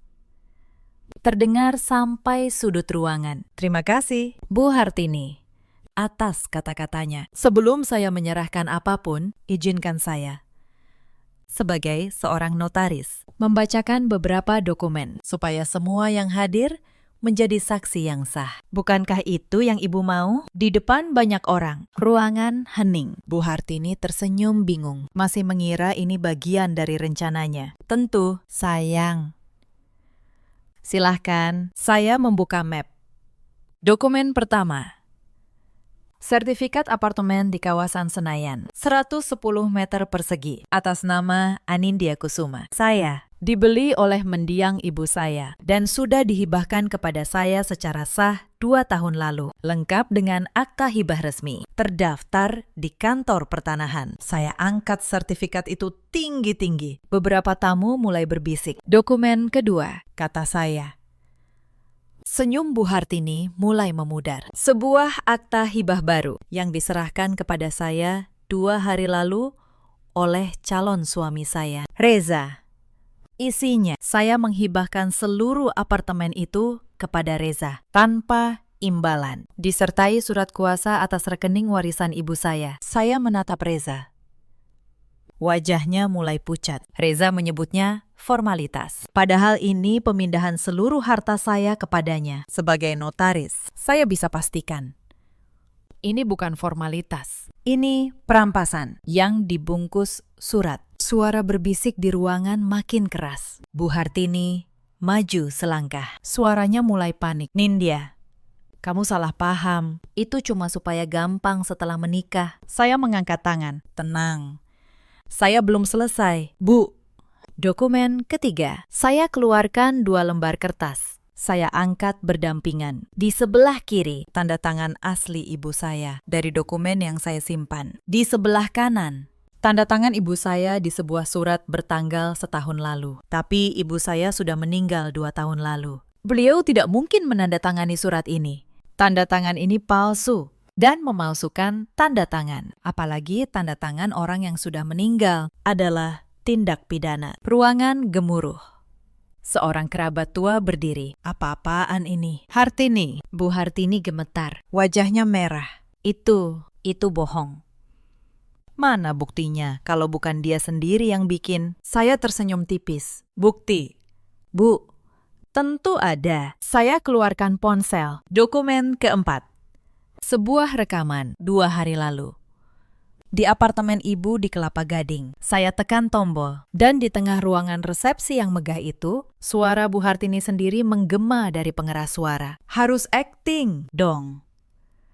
Kalau tidak, bagaimana kita dapat apartemen Senayan itu? Habis itu, kita jual. Cukup buat Reza buka perusahaan. Lalu, suara Fania. Ceria. Nanti pas acara, aku tuang minum lebih banyak buat Mbak Nindya. Kalau sudah mabuk, gampang diatur.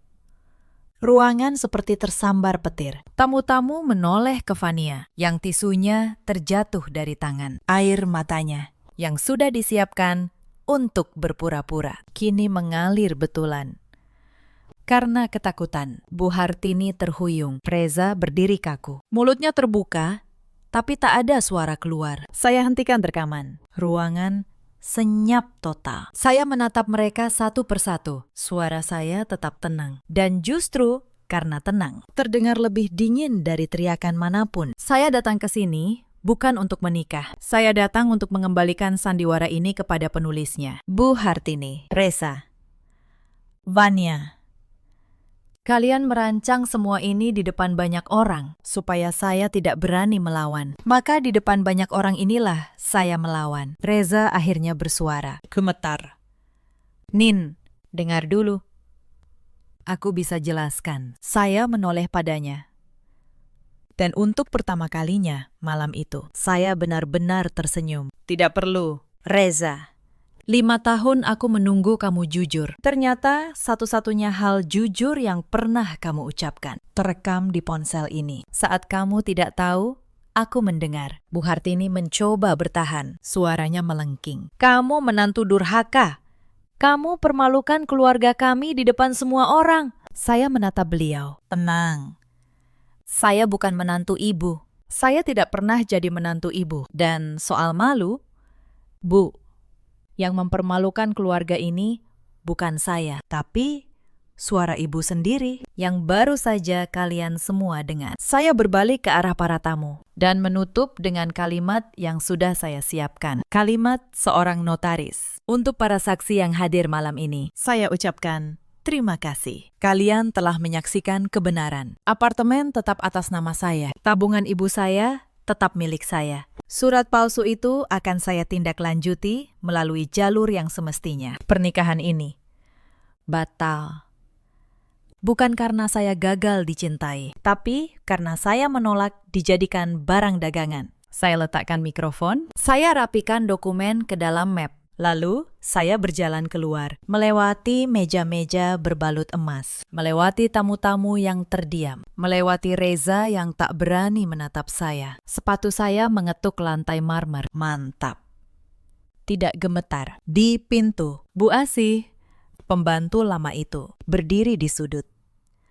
Beliau menunduk pelan kepada saya, matanya berkaca. Saya balas dengan anggukan. Terima kasih, ucap saya tanpa suara. Di luar hotel, malam Jakarta terasa lebih sejuk dari yang saya ingat. Saya berdiri sebentar di trotoar, menarik napas dalam-dalam. Tidak ada air mata, hanya rasa lega yang aneh. Seolah saya baru saja meletakkan batu besar dari pundak. Saya naik mobil, dan untuk pertama kali dalam 5 tahun, saya menyetir tanpa memikirkan Reza sama sekali. Ponsel saya bergetar tanpa henti sepanjang jalan pulang. Pesan dari Reza, satu demi satu. Mula-mula marah.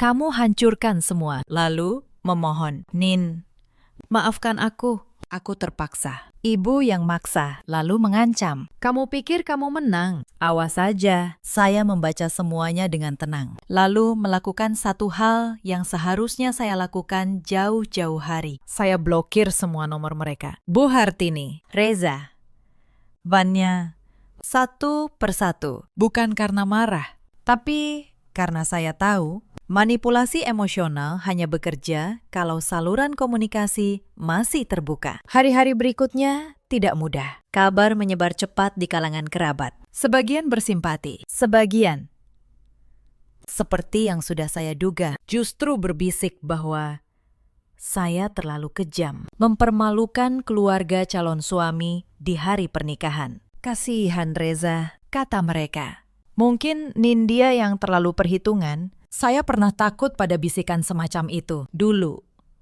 Tapi sekarang saya tahu, orang yang menghakimi dari luar tidak pernah berdiri di tempat saya berdiri di depan pintu itu. Mendengar diri sendiri dihitung seperti barang. Saya tidak membiarkan urusan itu berhenti di pelaminan. Bersama Om Bram, saya tempuh jalur yang semestinya. Surat dengan tanda tangan ibu saya yang dipalsukan. Saya laporkan secara resmi. Bukan untuk balas dendam, tapi karena memalsukan tanda tangan orang yang sudah meninggal. Untuk merampas hartanya. Bukan perkara yang boleh dibiarkan hanya karena pelakunya tersenyum manis. Bu Asih dengan berani memberikan keterangan tentang apa yang pernah ia lihat. Keterangan seorang pembantu yang jujur ternyata jauh lebih berharga dari semua kata manis keluarga itu. Reza kehilangan lebih dari sekedar pernikahan. Reputasinya di lingkungan kerja yang selama ini ia jaga dengan citra pria baik-baik retak setelah cerita itu menyebar. Perusahaan impian yang ingin ia dirikan dengan uang hasil menjual apartemen saya tidak pernah ada. Bu Hartini,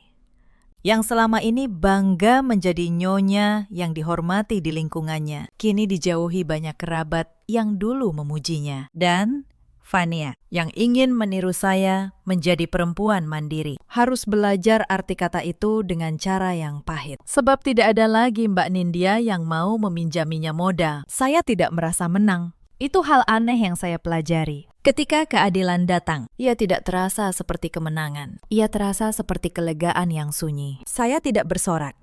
Saya hanya akhirnya bisa tidur tanpa mimpi buruk. Beberapa minggu kemudian, saya kembali ke apartemen Senayan. Apartemen yang nyaris dirampas itu. Saya buka jendela lebar-lebar. Angin masuk, membawa cahaya sore. Saya pandangi ruangan yang dulu saya impikan jadi rumah pengantin. Sekarang ia bukan rumah pengantin. Ia rumah saya. Hanya saya. Dan itu ternyata lebih dari cukup. Di laci Saya simpan kembali amplop coklat ibu, beserta surat terakhirnya. Saya buka sekali lagi, membaca kalimat itu pelan-pelan. Jangan pernah serahkan ke orang yang belum kamu kenal hatinya. Saya tersenyum.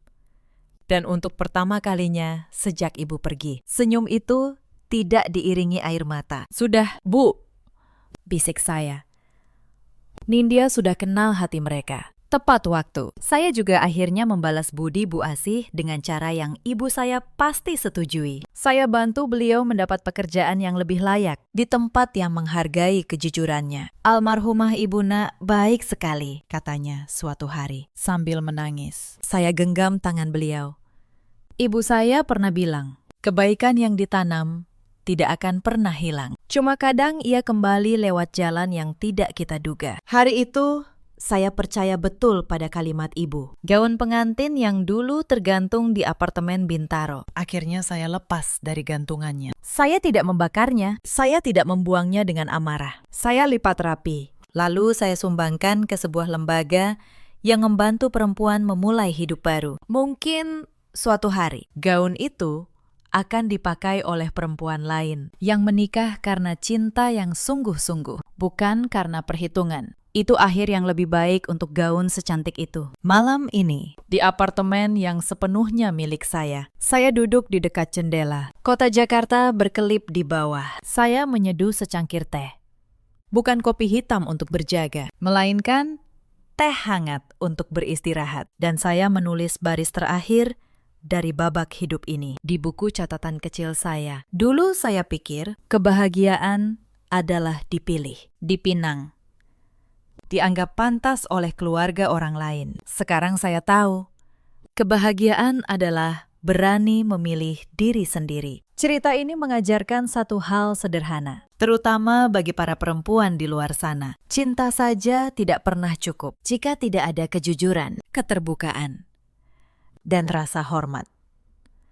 Jangan karena takut tua, takut omongan orang, atau takut kesepian, lalu kita melangkah ke dalam kehidupan yang menukar harga diri kita. Dan jangan pernah berpikir bahwa pengorbanan otomatis akan dibalas dengan kebaikan. Kadang, orang melihat ketulusan kita justru sebagai pintu untuk masuk dan merampas. Ada banyak perempuan di luar sana yang seperti saya dulu, mengira bahwa cukup tulus, cukup sabar, cukup mencintai, maka mereka akan mendapat keluarga yang baik. Ada pula banyak laki-laki seperti Reza yang tutur katanya halus, tapi membiarkan keluarganya memperlakukan pasangannya sebagai aset. Dan ada pula para ibu seperti Bu Hartini yang menutupi keserakahan dengan senyum semanis madu. Kepada kalian yang sedang berdiri di depan keputusan besar, berhentilah sejenak.